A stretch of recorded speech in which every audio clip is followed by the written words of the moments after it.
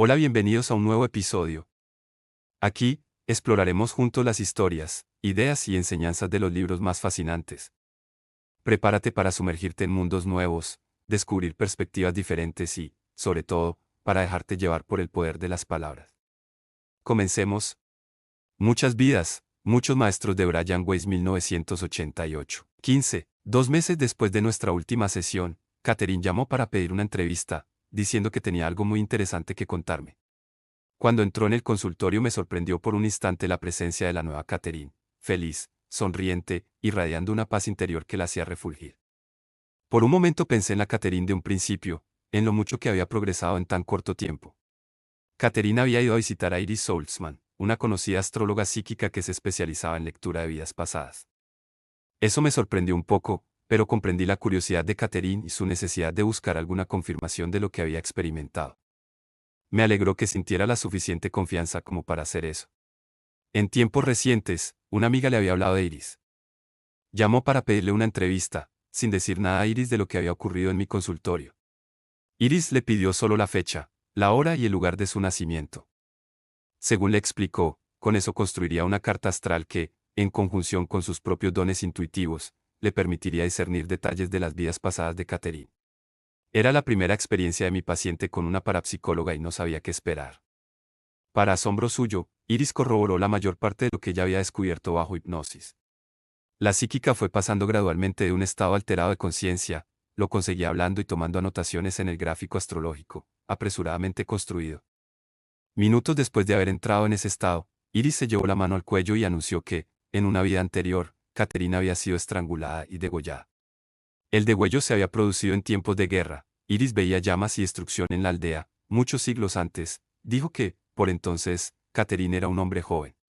Con ojos vidriosos, la describió acto seguido como un hombre joven vestido de uniforme naval, con pantalones negros, cortos, y zapatos de villas extrañas. De pronto se apretó la mano izquierda y experimentó un dolor palpitante, exclamando que algo agudo le había atravesado la mano, y que le dejaría una cicatriz permanente. Había grandes batallas marítimas frente a la costa inglesa. Pasó a describir una vida de navegación. Describió otros fragmentos de vida. Hubo una breve existencia en París, como niño, que murió joven y en la pobreza. En otra ocasión fue una india americana en la costa sudoeste de Florida, por entonces era curandera y caminaba descalza, su piel era oscura y tenía ojos extraños. Aplicaba ungüentos a las heridas y daba medicamentos preparados con hierbas. Era muy psíquica. Le encantaba llevar una joya con piedras azules, mucho lapislázuli, y una piedra roja entre ellas. En otra vida Catherine fue española y vivió de la prostitución, su nombre comenzaba con la letra L. Vivía con un hombre mayor. En otra fue la hija ilegítima de un caballero adinerado, que tenía muchos títulos. Iris vio el escudo de la familia en las jarras de la casa grande. Dijo que Catherine era muy rubia y que tenía dedos largos, finos. Tocaba el arpa. Su matrimonio fue convenido. Amaba a los animales, especialmente a los caballos, y los trataba mejor que a las personas que la rodeaban. En una breve vida fue un niño marroquí que murió en la juventud, a consecuencia de una enfermedad. Una vez vivió en Haití, dedicada a prácticas mágicas. En una vida antigua fue egipcia y estuvo relacionada con los ritos fúnebres de esa cultura. Era mujer, de pelo trenzado. Había vivido varias veces en Francia y en Italia. Pasó una de esas existencias en Florencia, dedicada a la religión. Más tarde se trasladó a Suiza, donde tuvo algo que ver con un monasterio. Era mujer y tenía 2 hijos varones. Le gustaban el oro y las esculturas de ese material. Llevaba una cruz de oro. En Francia había estado encarcelada en un lugar frío y oscuro. En otra vida, Iris vio a Catherine como hombre de uniforme rojo, trabajando con caballos y soldados. El uniforme, rojo y dorado, parecía ruso. Pasó otra existencia como esclava nubia en el antiguo Egipto. En algún momento la capturaron y la arrojaron a la cárcel. También fue un japonés, dedicado a libros y a la enseñanza, muy erudito. Trabajaba en varias escuelas y vivió hasta edad muy avanzada. Por fin había una vida más reciente, como soldado alemán muerto en combate. Me fascinó la detallada exactitud de esos acontecimientos pasados descritos por Iris. Era asombroso el modo en que se correspondían con los recuerdos de la propia Catherine bajo regresión hipnótica, la herida en la mano sufrida por Christian en la batalla naval y la descripción de sus ropas, Luisa, la prostituta española, Aronda y los entierros egipcios, Johann, el joven invasor degollado por Una antigua encarnación de Stuart mientras ardía la aldea Eric, el malhado piloto alemán, etc. También había coincidencias con la vida actual de Catherine. Por ejemplo, a ella le encantaban las joyas de piedras azules, sobre todo el lapislázuli. Sin embargo, no se había puesto ninguna para asistir a la entrevista con Iris. Siempre le habían gustado los animales, sobre todo los caballos y los gatos, se sentía más a salvo con ellos que con la gente. Y si hubiera podido elegir una ciudad en el mundo entero, habría elegido Florencia. Bajo ningún concepto diría yo que esta experiencia es un experimento científico válido. No habría modo de controlar las variables. Pero ocurrió y creo que es importante relatarlo aquí. No tengo certeza de lo que puede haber ocurrido ese día. Tal vez Iris utilizó inconscientemente la telepatía para leer la mente de Catherine, puesto que las vidas pasadas ya estaban en su subconsciente. O tal vez era, verdaderamente, capaz de percibir información de vidas pasadas mediante el uso de sus poderes psíquicos. De un modo u otro, las dos obtuvieron la misma información por medios diferentes. Lo que Catherine supo por regresión hipnótica, Iris lo alcanzó por medio de canales psíquicos. Muy pocas personas pueden hacer lo que hizo Iris. Muchos de los que se jactan de psíquicos no hacen sino aprovecharse de los miedos del prójimo, así como de su curiosidad por lo desconocido. Hoy en día, los falsos parapsicólogos parecen brotar como hongos. La popularidad de libros tales como Autonalim, de Shirley MacLaine, ha provocado un torrente de nuevos mediums en trance. Muchos vagan por ahí, anunciando su presencia, y se ponen en trance, para decirle al público, embobado y sobrecogido, lugares comunes tales como, si no estás en armonía con la naturaleza no estará en armonía contigo. Estas declaraciones suelen hacerse con una voz muy diferente de la habitual en un medium, con frecuencias tan teñidas de algún acento extranjero. Los mensajes son vagos y aplicables a una amplia variedad de personas. Muchas veces se refieren, sobre todo, a las dimensiones espirituales, que resultan difíciles de valorar. Es importante separar lo falso de lo cierto, para que ese campo no caiga en el descrédito. Hacen falta científicos conductistas serios para que se encarguen de este importante trabajo, psiquiatras, para que efectúen diagnósticos y descarten las enfermedades mentales, las falsedades y las tendencias sociopáticas. También los estadísticos, los psicólogos y los médicos son vitales para estas evaluaciones y las pruebas posteriores. Los pasos importantes que se den en este campo tendrán que utilizar una metodología científica. La ciencia postula una hipótesis, supuesto preliminar hecho sobre la base de una serie de observaciones, para explicar un fenómeno. A partir de ahí es preciso poner a prueba esa hipótesis bajo condiciones controladas. Es preciso demostrar y reproducir los resultados de esas pruebas antes de formar una teoría. Una vez que los científicos obtienen una teoría aparentemente sólida, esta debe ser puesta a prueba una y otra vez por otros investigadores, con resultados iguales. Los estudios detallados, científicamente satisfactorios, de los doctores Joseph Berain, de la Universidad de Duke, Ian Stevenson, de la Universidad de Virginia, Departamento de Psiquiatría, Gertrude Simaidlar, del Colegio de la Ciudad de Nueva York, y muchos otros investigadores serios, demuestran que esto es posible. 16. Han pasado casi 4 años desde que Catherine y yo compartimos esta increíble experiencia. Nos ha cambiado profundamente a ambos. De vez en cuando ella pasa por mi consultorio para saludarme o para analizar algún problema que pueda tener. Nunca ha sentido la necesidad ni el deseo de someterse a otra regresión, ya sea para resolver un síntoma o para averiguar qué relación puede haber tenido en el pasado con las personas a quienes acaba de conocer. La obra está terminada. Catherine está ahora en libertad para disfrutar plenamente de su vida, sin verse paralizada por sus síntomas incapacitantes. Halla una felicidad y un contento que nunca había creído posibles. Ya no teme a la enfermedad ni a la muerte. Para ella la vida tiene un significado y un objetivo, puesto que está equilibrada y en armonía consigo misma. Irradia una paz interior que muchos desean, pero pocos obtienen. Se siente más espiritual. Para Catherine, lo que ha ocurrido es muy real. No duda de la verdad de ningún fragmento, lo acepta todo como parte integrante de su persona, tal como es. No tiene interés alguno en estudiar los fenómenos psíquicos, pues considera que sabe, como nunca podría saber mediante libros o conferencias. Muchas veces la buscan personas que van a morir o que van a perder a un miembro de su familia. Ella parece atraerlos. Se sienta a conversar con ellos y logra que se sientan mejor. Mi vida ha cambiado casi tan drásticamente como la de Catherine. Me he vuelto más intuitivo, capto mejor las partes ocultas de mis pacientes, colegas y amigos. Al parecer, sé muchas cosas sobre ellos aún antes de lo debido. Mi sistema de valores, las metas de mi vida han adquirido un enfoque más humanista, menos acumulativo. Psíquicos, médiums, curanderos y otros aparecen en mi vida con frecuencia cada vez mayor, y he comenzado a evaluar sistemáticamente sus habilidades. Keral se ha desarrollado junto conmigo. Es especialmente capaz cuando se trata de ayudar en los casos de fallecimiento. Ahora dirige grupos de apoyo para pacientes que agonizan por el SIDA. He comenzado a meditar, cosa que, hasta hace poco, creía factible solo para hindúes y californianos. Las lecciones transmitidas por medio de Catherine se han convertido en parte consciente de mi vida cotidiana. Al recordar el significado más profundo de la vida, al pensar en la muerte como parte natural de la existencia, me he vuelto más paciente, más empático, más afectuoso. También me siento más responsable de mis acciones, tanto las negativas como las elevadas. Sé que habrá que pagar un precio. Lo que va, efectivamente, vuelve. Aún escribo artículos científicos, doy conferencias en congresos de profesionales y dirijo el departamento de psiquiatría. Pero ahora vivo entre dos mundos, el mundo fenoménico de los 5 sentidos, representado por el cuerpo y las necesidades físicas, y el mundo mayor de los planos no físicos, representados por el alma y el espíritu. Sé que los mundos están vinculados, que todo es energía. Sin embargo, muchas veces parecen guardar gran distancia entre sí. Mi trabajo consiste en conectar esos mundos, en documentar cuidadosa y científicamente esa unidad. Mi familia ha mejorado.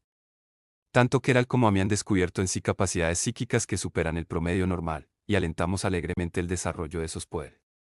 Jordán se ha convertido en un potente y carismático adolescente, líder por naturaleza. Por mi parte, por fin me estoy volviendo menos serio. Y a veces tengo sueños que se salen de lo común. En los meses que siguieron a la última sesión de Catherine, en mis sueños comenzó a aparecer una tendencia peculiar. A veces tenía un sueño vívido, en el cual me encontraba escuchando una conferencia o formulando preguntas al conferenciante. El nombre de ese maestro era Filón. Al despertar, a veces recordaba parte del material analizado y lo anotaba. Aquí incluyo algunos ejemplos. El primero era una conferencia, en la cual reconocí la influencia de los mensajes de los maestros. La sabiduría se alcanza con mucha lentitud. Esto se debe a que el conocimiento intelectual, fácilmente adquirido, debe convertirse en conocimiento emocional o subconsciente. Una vez transformado, la huella es permanente. La práctica conductista es el catalizador necesario para esta reacción. Sin acción, el concepto se marchita y desvanece. El conocimiento teórico sin aplicación práctica no es suficiente. Hoy en día se descuidan el equilibrio y la armonía, sin embargo, son las bases de la sabiduría. Todo se hace en exceso. La gente se cede en el peso porque come demasiado. Los deportistas descuidan aspectos de sí mismos y de los demás por correr en exceso.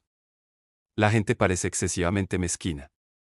Se bebe demasiado, se fuma demasiado, se está demasiado de juerga, o demasiado poco, se conversa demasiado sin satisfacción, se tienen demasiadas preocupaciones. Hay demasiadas ideas en blanco o negro. Todo o nada. La naturaleza no es así. En la naturaleza hay equilibrio. Los animales destruyen en pequeñas cantidades. Los sistemas ecológicos nunca son eliminados en masa. Las plantas consumidas vuelven a crecer. Las fuentes de sustento proveen y vuelven a reponerse. Se disfruta de la flor, se come la fruta, se preserva la raíz. La humanidad no ha aprendido el equilibrio, mucho menos lo ha practicado. Se guía por la codicia y la ambición, se conduce por el miedo. De este modo acabará por aniquilarse.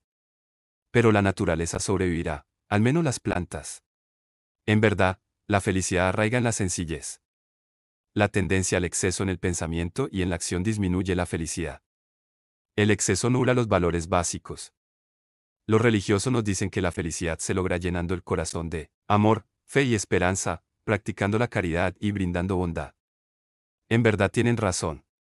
Dadas estas actitudes, habitualmente vienen el equilibrio y la armonía. Son, colectivamente, un estado del ser. En estos tiempos son un estado alterado de conciencia. Es como si la humanidad no permaneciera en su estado natural mientras vive en la tierra. Tiene que llegar a un estado alterado a fin de llenarse de amor, caridad y sencillez, para sentir pureza, para deshacerse de sus temores crónicos. ¿Cómo se llega a ese estado alterado, a ese otro sistema de valores? Y una vez que se llega a él, ¿cómo sustentarlo? La respuesta parece simple. Es el denominador común de todas las religiones. La humanidad es inmortal, lo que hacemos ahora es aprender nuestras lecciones. Todos estamos en la escuela. Todo es muy simple, sí se puede creer en la inmortalidad. Si una parte del ser humano es eterna, y en la historia hay sobradas evidencias para pensarlo así, ¿por qué nos tratamos tan mal? ¿Por qué pasamos por encima del prójimo en provecho personal, si en realidad estamos desechando la lección? Al parecer, todos vamos hacia el mismo sitio, aunque a diferente velocidad. Nadie es más grande que los demás. Analicemos las lecciones. Intelectualmente, las respuestas siempre han estado ahí, pero esta necesidad de actualizarlas por experiencia, de hacer permanente la huella subconsciente al emocionalizar y practicar el concepto, es la clave de todo. No basta memorizar en la escuela dominical. Parlotear sin practicar de nada sirve.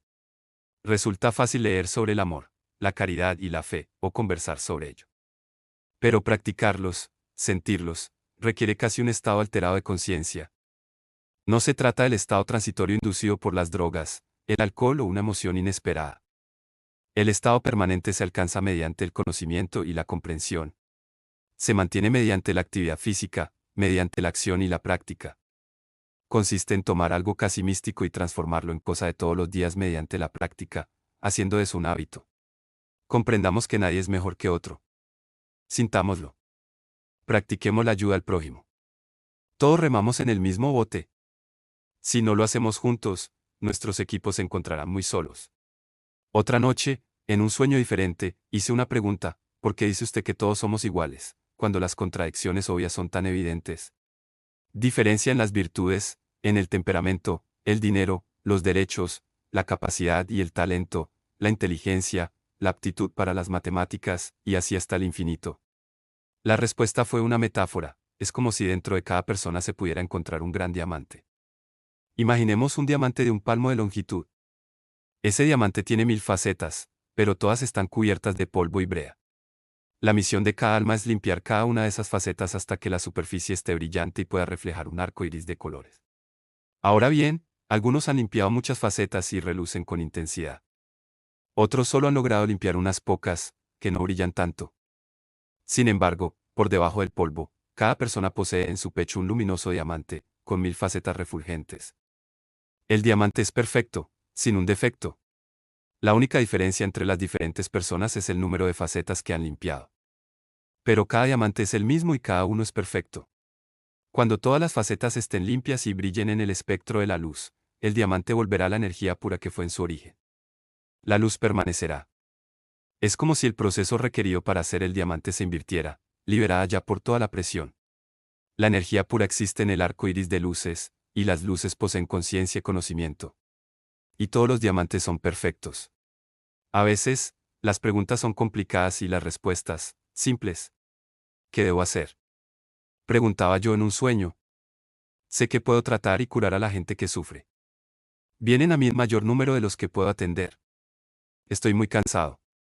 Pero, ¿puedo negarme cuando me necesitan tanto? Es correcto decir: ya basta. Tu papel no es el ser un salvavidas, fue la respuesta. El último ejemplo que voy a citar fue mensaje a otros psiquiatras. Desperté a eso de las 6 de la mañana. En mi sueño había estado dando una conferencia a una vasta congregación de psiquiatras. En la carrera hacia la cada vez mayor incorporación de la medicación en psiquiatría, es importante que no abandonemos las enseñanzas tradicionales de nuestra profesión, aunque a veces parezcan vagas. Somos nosotros quienes aún conversamos con nuestros pacientes, con paciencia y compasión. Aún nos tomamos tiempo para hacerlo.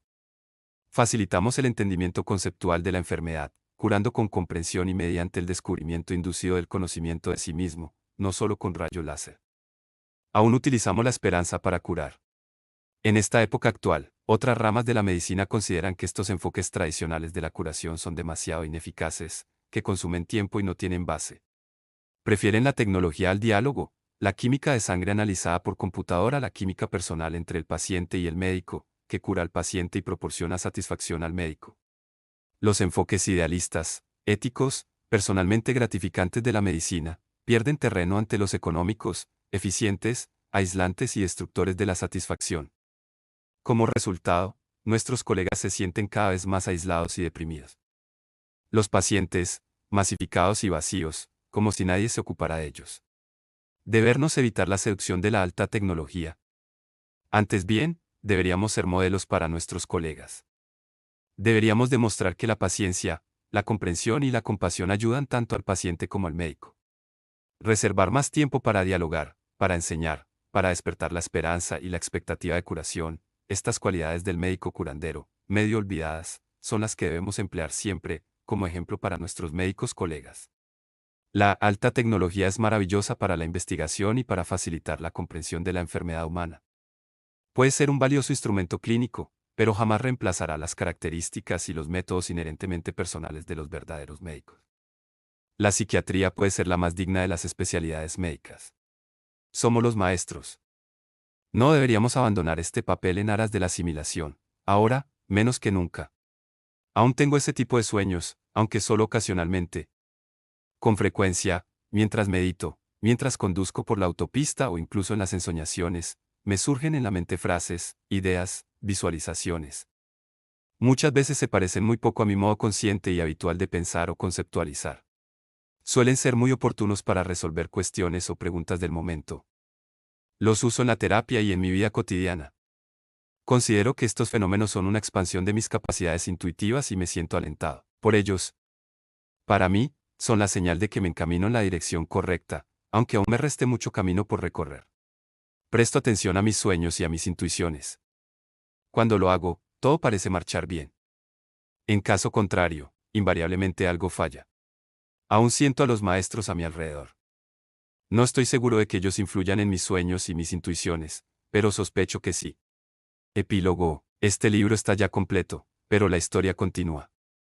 Catherine sigue curada, sin que se hayan repetido sus síntomas originarios. Al inducir a regresión a otros pacientes he puesto mucho cuidado. Me guío por la constelación particular de síntomas de cada uno y por lo refractario que se muestre a otros tratamientos, por la disposición a dejarse hipnotizar con facilidad, por su aceptación de este enfoque y por la certeza intuitiva de que es el camino a seguir. Desde el caso de Catherine he llevado en regresiones detalladas a múltiples vidas pasadas a 12 pacientes más. Ninguno de ellos era psicópata, tenía alucinaciones ni padecía de personalidad múltiple. Todos mejoraron espectacularmente.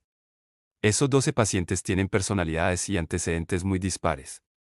Una ama de casa judía, de Miami, recuerda vívidamente haber sido violada por un grupo de soldados romanos en Palestina, poco después de la muerte de Jesús. Administró un burdel en Nueva Orleans, en el siglo XIX, en la Edad Media vivió en un monasterio francés y tuvo una vida dolorosa en Japón.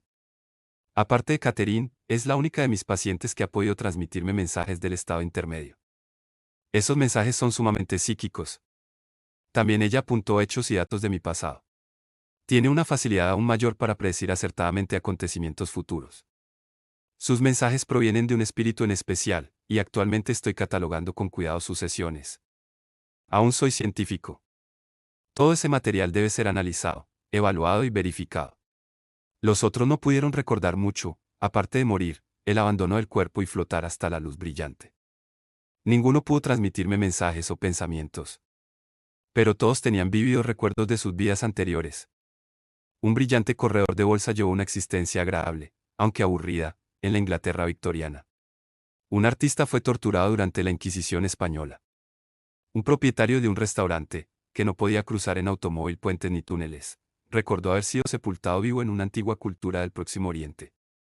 Un joven médico recordó su trauma en el mar, cuando era vikingo. Un ejecutivo de televisión fue atormentado en Florencia, hace 600 años. La lista continúa. Todas estas personas recordaron también otras vidas. Los síntomas se resolvían al desplegarse las vidas. En la actualidad, todos están firmemente convencidos de que han vivido anteriormente y de que volverán a vivir. El miedo a la muerte ha disminuido. No es necesario que todo el mundo se someta a la terapia de regresión, que visite a parapsicólogos, ni siquiera que medite. Quienes padezcan síntomas molestos o incapacitantes pueden hacerlo. En cuanto al resto, la tarea más importante consiste en mantener la mente abierta. Comprendamos que la vida no es solo lo que tenemos a la vista. La vida va más allá de nuestros 5 sentidos. Seamos receptivos a los conocimientos y experiencias novedosos. Nuestra misión es aprender, llegar a ser como Dios mediante el conocimiento. Ya no me preocupa el efecto que pueda tener este libro en mi carrera. La información que he compartido es mucho más importante, si se le presta atención, será más benéfica para el mundo que cuanto yo pueda hacer en mi consultorio, en el plano individual.